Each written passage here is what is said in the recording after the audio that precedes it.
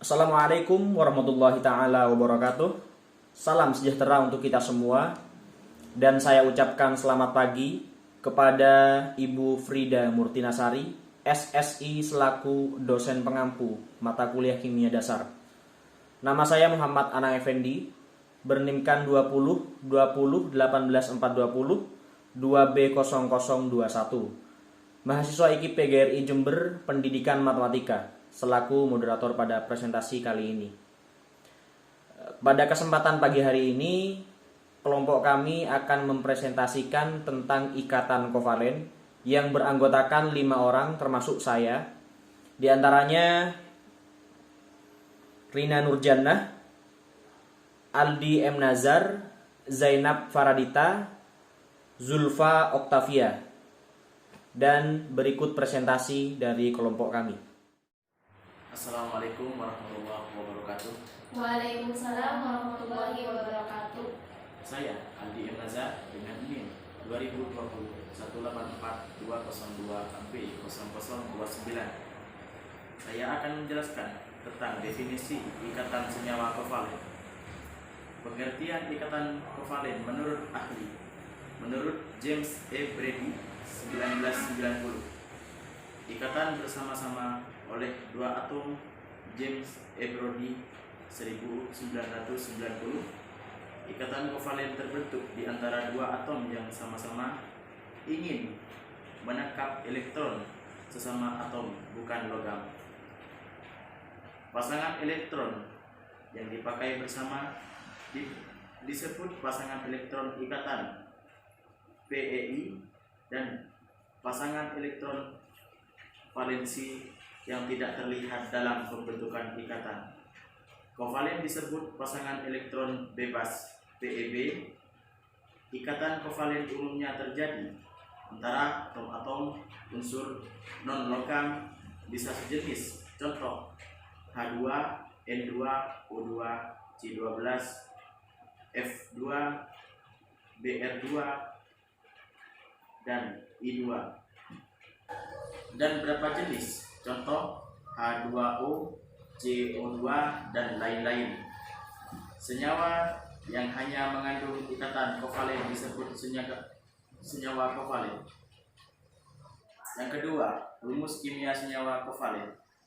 Dengan mengacu pada elektron oktet, kita dapat memprediksikan rumus molekul dari senyawa yang berikatan kovalen. Dalam hal ini, jumlah elektron yang dipasangkan harus disamakan. Contohnya adalah ikatan antara H dan O dalam H2O. Konfigurasi elektron H dan O adalah H memerlukan 1 elektron dan O memerlukan 2 elektron. Agar atom O dan H mengikuti kaidah oktet, jumlah atom H yang diberikan harus menjadi 2, sedangkan atom O 1, sehingga rumus molekul senyawa adalah H2O. Saya Zulfa Oktavia dengan NIM 2021-184-202-B0032 akan menjelaskan tentang jenis ikatan kovalen. Berdasarkan pembentukannya, jenis ikatan kovalen ada 3. Yang pertama, ikatan kovalen tunggal. Ikatan kovalen tunggal yaitu ikatan kovalen yang memiliki 1 pasang PEI.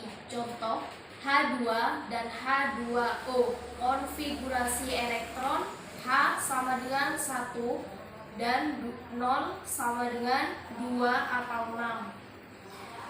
Sedangkan ikatan kovalen markat 2, ikatan kovalen markat 2 yaitu ikatan kovalen yang memiliki 2 pasang PEI. Contoh O2 dan CO2. Konfigurasi elektron O sama dengan 2, 6, C sama dengan 2 atau 4. Sedangkan ikatan kovalen rangkap 3, ikatan kovalen rangkap 3 yaitu ikatan kovalen yang memiliki 3 pasang PEI. Contoh N2. Konfigurasi elektron N sama dengan 2,5. Faradita dengan NIM 2020 184 202 B0031 akan menjelaskan polarisasi ikatan kovalen polar. Ikatan kovalen polar adalah kovalen yang PeI-nya cenderung tertarik ke salah satu atom yang berikatan. Kepolaran suatu ikatan kovalen ditentukan oleh keelektronegatifan suatu unsur. Senyawa kovalen polar biasanya terjadi antara atom-atom unsur yang berbeda, keelektronegatifannya besar. Ikatan kovalen nonpolar. Ikatan kovalen nonpolar yaitu ikatan kovalen yang PeI-nya tertarik sama kuat ke arah atom yang berikatan. Senyawa kovalen nonpolar terbentuk antara atom-atom unsur yang mempunyai beda keelektronegatifan 0 atau mempunyai momen dipol 0 atau mempunyai bentuk molekul simetri. Ikatan kovalen nonpolar terdiri dari ikatan kovalen koordinasi. Ikatan kovalen koordinasi adalah ikatan kovalen di mana pasangan elektron yang dipakai bersama hanya disumbangkan oleh satu atom, sedangkan atom yang satu lagi tidak menyumbangkan elektron. Jadi di sini terdapat satu atom pemberi pasangan elektron bebas, sedangkan atom lainnya sebagai penerima. Baik, saya Rina Nurjana dengan NIM 2020 184 202 B0022. Di sini saya akan mempresentasikan bagian sifat senyawa kovalen. Yang pertama, kovalen bersifat titik didih, yakni senyawa kovalen mempunyai titik didih yang rendah, yakni rata-rata di bawah suhu 200 Celcius. Di sini saya mengambil contoh air. Ikatan kovalen yang mengikat antara atom hidrogen dan atom oksigen dalam molekul air cukup kuat, sedangkan gaya yang mengikat antara molekul-molekul air cukup lemah. Keadaan inilah yang menyebabkan air dalam fase atau bentuk cair akan mudah berubah menjadi uap air bila dipanaskan sekitar 1000 Celcius. Yang kedua, sifat senyawa kovalen yakni volatilitas, yakni kemampuan untuk menguap. Molekul-molekul pada senyawa kovalen yang mempunyai sifat mudah menguap sering menghasilkan bau yang khas. Dalam keseharian kita bisa kita ambil yakni parfum. Parfum dan bahan pemberi aroma merupakan senyawa kovalen, contoh dari senyawa kovalen yang mudah menguap. Kemudian yang ketiga dalam sifat kovalen yakni kelarutan. Senyawa kovalen tidak dapat larut dalam air, tetapi mudah larut dalam pelarut organik. Nah, pelarut organik yang dimaksud di sini yakni senyawa karbon, misalnya bensin, minyak tanah, alkohol, dan aseton.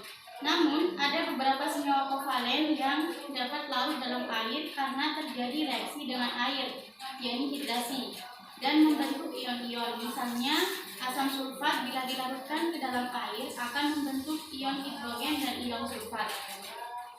Yang keempat dari sifat senyawa kovalen yakni daya hantar listrik.